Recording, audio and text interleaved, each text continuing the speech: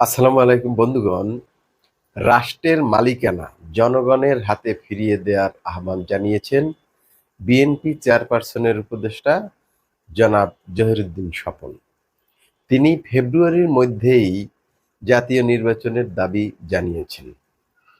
আসলে কথা ঠিক আছে, কারণ জনগণ অনেক বছর হয় ভোট দেয় না। তারা ভোট দেওয়ার আকাঙ্ক্ষায় উদ্গ্রীব হয়ে আছে। এমন এমন ভোটার আছে যারা কোনোদিন ভোটই দেননি। এই ভোটের ব্যবস্থা এত বছর না থাকার কারণে দেশে কিন্তু বিভিন্ন লয় প্রলয় ঘটে গেছে।